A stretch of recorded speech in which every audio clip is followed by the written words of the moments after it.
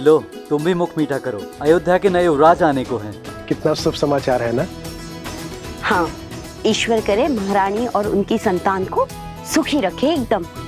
बहुत शुभ समाचार है सच में। कितनी खुशी की बात है ना ये।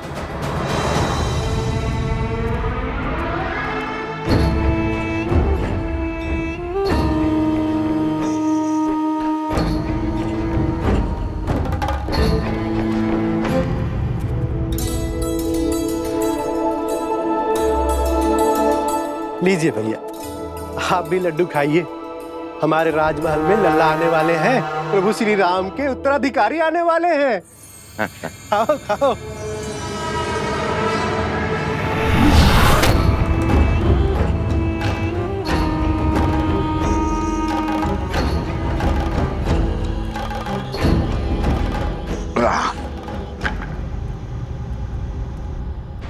भैया, क्या ये सत्य है?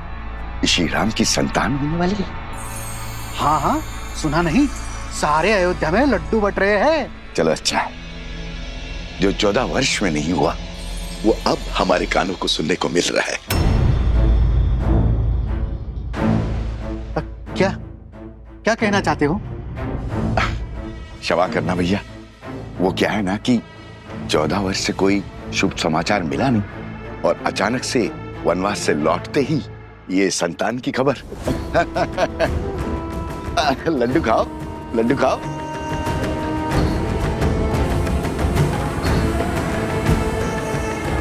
किसने अयोध्या की गरिमा पर इतना बड़ा घोर लांछन लगाया है? किसने उनके गरिमा का वध किया? किसने? सामने आओ, अभी मैं उसकी जीवा काट लूंगा। मारो, मारो मुझे, मारो। क्षमा के योग्य नहीं हूं मैं। बचपन में माता मारती थी, बड़ा हुआ तो मित्र मारने लग गए। इस जीवा के कारण ये स्थिर नहीं रहती है, कहीं पे कुछ भी बोल देता हूं मैं। घोर अपराध हो गया, मुझे स्वयं को दंड देना होगा। मैं स्वयं को दंड दूंगा। दंड देना होगा, दंड देना होगा, दंड देना होगा, दंड देना होगा, दंड देना होगा। ए रुको, रुको। अरे क्या कर रहे हो?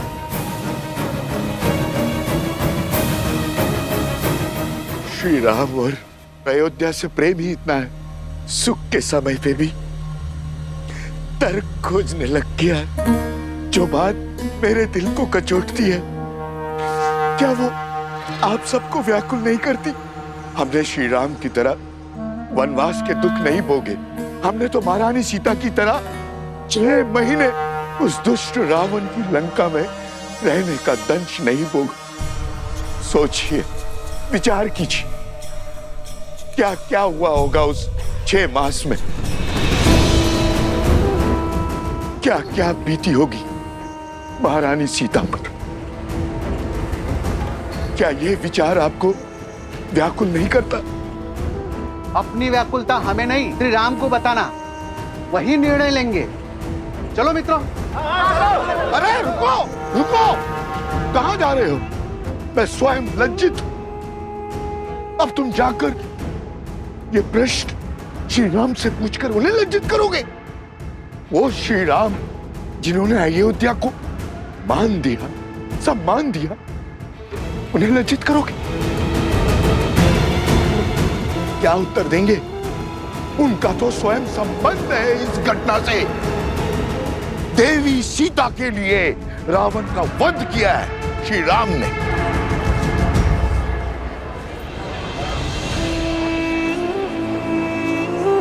हाँ, यदि शंका है तो किसी धर्मात्मा विद्वान से पूछते हैं। तो फिर मंदिर के पुजारी जी के पास चलते हैं, वो विद्वान भी है और धर्मात्मा भी। वही इसका उचित समाधान देंगे। ये उचित? बिल्कुल। हाँ, क्यों भाइयों? बिल्कुल हाँ, सही हाँ। बोल।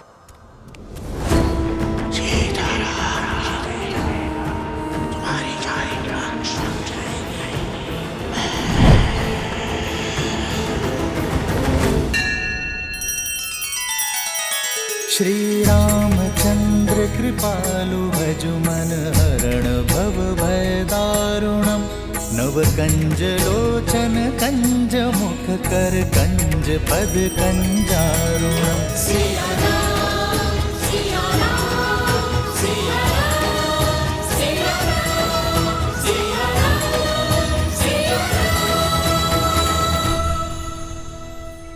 वनवास का वास्तविक अर्थ है अपने नगर से, अपने घर से, अपने सुखों से, गृहस्थ कर्म से पूर्ण संन्यास, यानी ब्रह्मचर्य।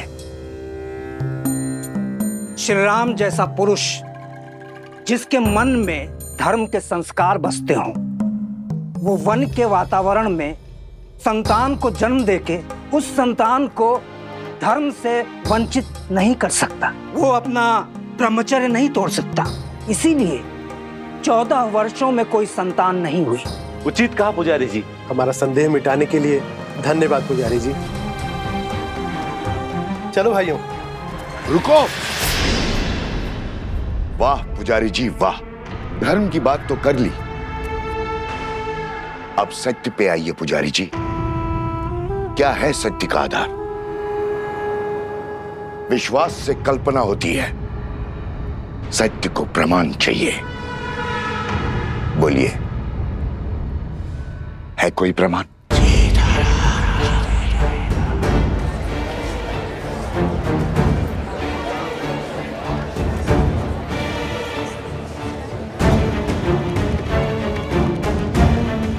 क्या हुआ पुजारी जी? सत्य की आंधी ने विश्वास का आवरण उड़ा दिया। अरे अभी समय ही कितना हुआ है वनवास से वापस लौटे हुए। एक ने कही, दूजे ने मानी, बस वही दो ज्ञानी।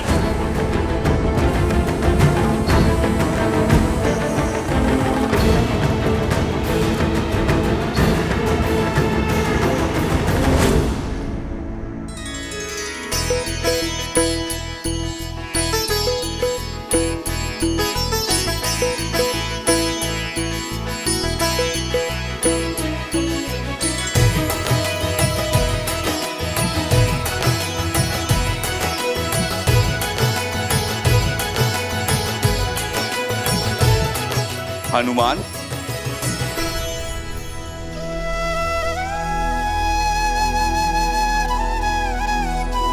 वाह हनुमान, तुमने स्वयं के साथ साथ बाकी सबको भी व्यस्त करके रखा हुआ।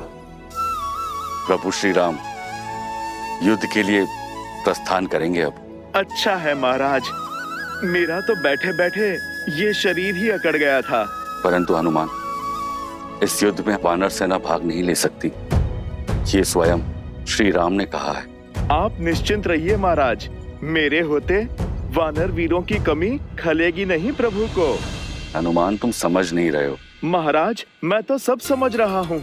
बंधन में तो वानर सेना है, प्रभु राम का ये सेवक हनुमान नहीं।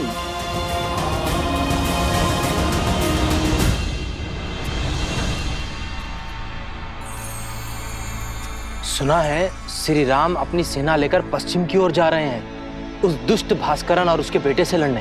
हाँ, आक्रमण तो हुआ है, कदाचित शत्रु बड़ा बली है। अच्छा, राम भास्करन से युद्ध करने जा रहा है। भास्करन से युद्ध तो भरत और लक्ष्मण भी कर सकते हैं, फिर राम स्वयं क्यों जा रहा है? वो भी ऐसे समय में जब सीता गर्भवती है। राम ऐसी मूर्खता क्यों कर रहा है?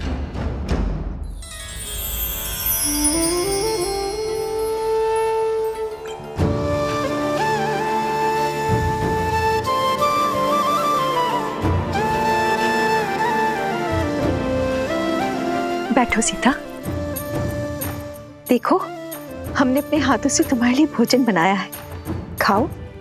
इतना सब? इतना सब कहाँ, अब तुम एक नहीं दो हो। तुम्हें हमारे आने वाले पौत्र के विषय में भी तो सोचना है। होने वाले शिशु के लिए पोषण अति आवश्यक है, ग्रहण करो।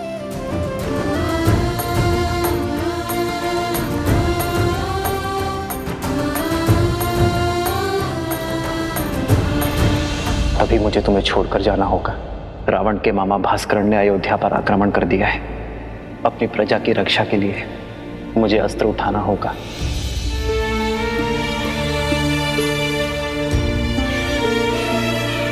देखने भर से पेट नहीं भरेगा पुत्री। माता,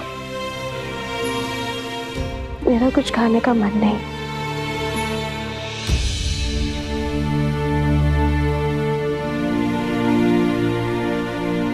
होता है, गर्भावस्था में ऐसा होता है। कभी मन करता है कि खूब सारा भोजन खा लो, और कभी व्यंजन देखते ही मन विरक्त हो उठता है। किंतु पुत्री, भोजन तो खाना ही पड़ेगा। गर्भावस्था में माता को अधिक ऊर्जा की आवश्यकता होती है। खा ले पुत्री। जितना मन भाए उतना खाओ। ये लो। नहीं माँ, मन नहीं है। दीदी, होने वाली संतान तो अभी से राम के गुण दिखा रही है। स्मरण है आपको, जब राम छोटा था तो कितनी हट किया करता था। ये भोजन खाना है, वो व्यंजन नहीं करना। रात्रि में उठ कर मुझसे व्यंजन बनवाया करता था, और मैं रात्रि में उठ कर उसके लिए राजभोग बनाया करती थी। स्मरण है दीदी? हाँ, याद है।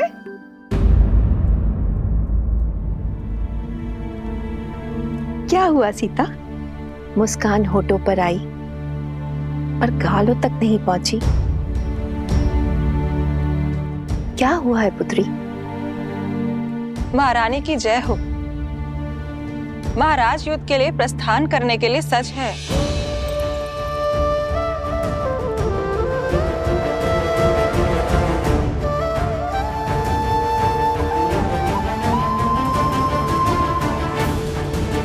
मैं समझी क्यों अनबनी हो तुम। ऐसी दशा में कोई स्त्री नहीं चाहेगी कि उसका पति उससे दूर जाए, पर अभ्यास करना होगा। एक राजा का कर्तव्य है कि संकट में उसकी प्रजा की रक्षा करना, और एक रानी का आभूषण है उसका साहस। अब जाओ, राम को रघुकुल रानी की भांति विदा करो। जाओ।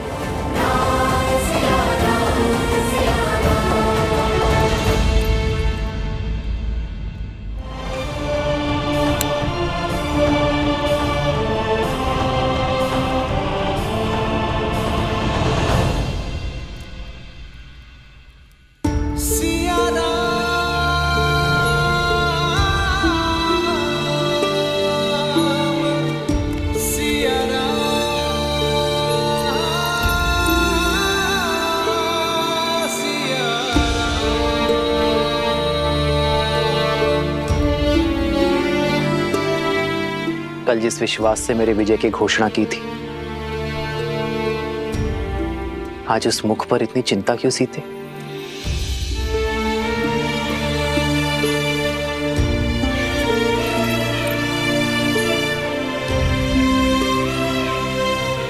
चौदह वर्षों तक आपका साहस, शौर्य और क्षमता देखने के बाद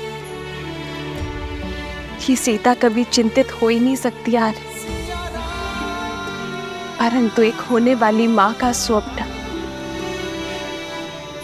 बिगड़ जाने का शोक अवश्य है।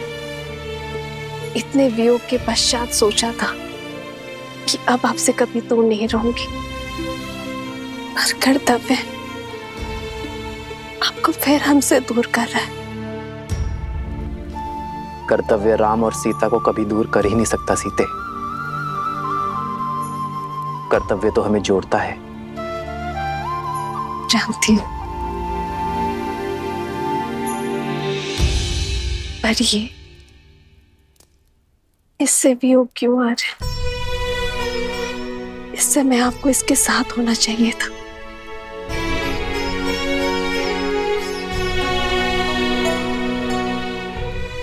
सत्य कहते हैं सब। माता बड़ी स्वार्थी होती है। युद्ध पर मैं जा रहा हूं, और चिंता तुम्हें अपनी संतान की है।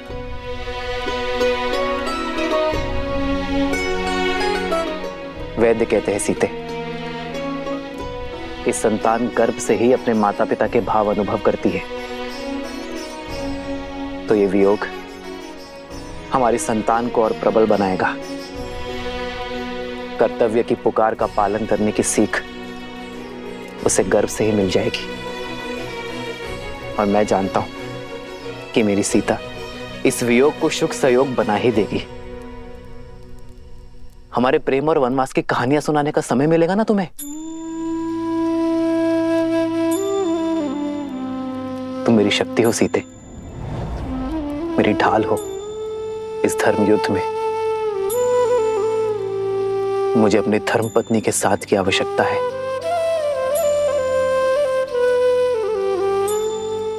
तो ये पल सदा आपके साथ रहेगा आर्य।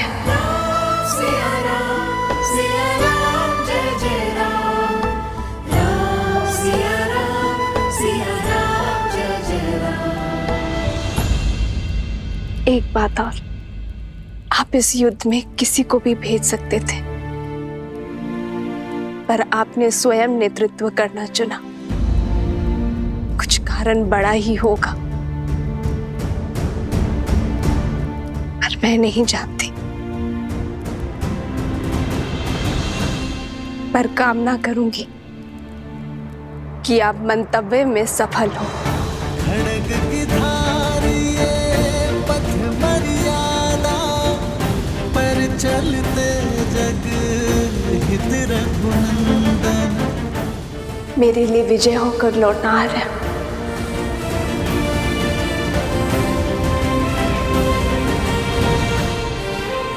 और इसके लिए शीघ्र आइएगा।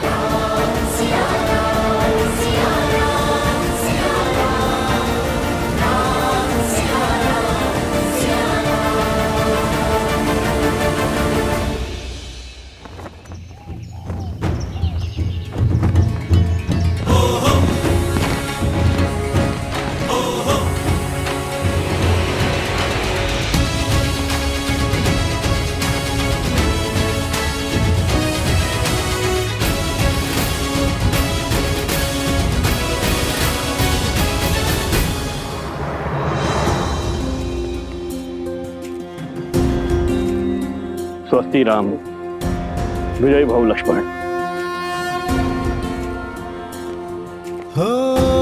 होई सोई जो राम रचि राखा, को करी तर बढ़ावे साखा। आपका तेज सूर्य सा दमके।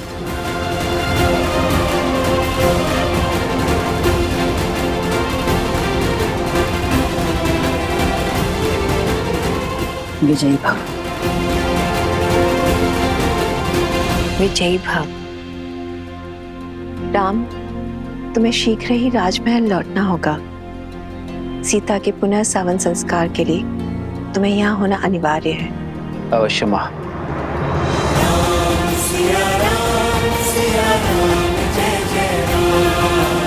आओ लक्ष्मण।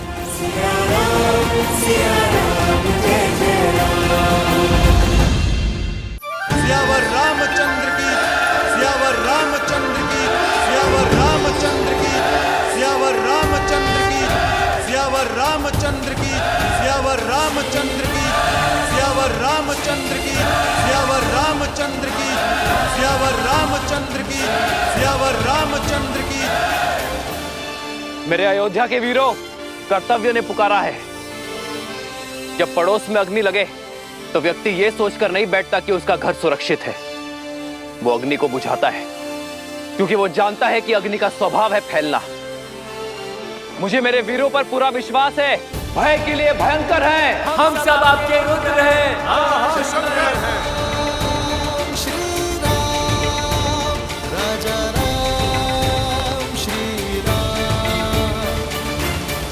मित्र, ये मुख मोड़कर मत जाइए। वानर सेना ना सही प्रभु, हमें अपने साथ ले चलिए। जो हृदय में बसते हैं उनसे मुख नहीं मोड़ा जाता मित्र। मैं आपको छोड़कर नहीं जा रहा हूं, बल्कि आपके कंधों पर एक बहुत बड़ा उत्तरदायित्व देकर जा रहा हूं। जब मैं वहां युद्ध लड़ूंगा, तब आप यहां अयोध्या का भार संभालेंगे, और जब आपके प्रस्थान करने का समय आ जाएगा, हम युद्ध से लौटकर आ चुके होंगे।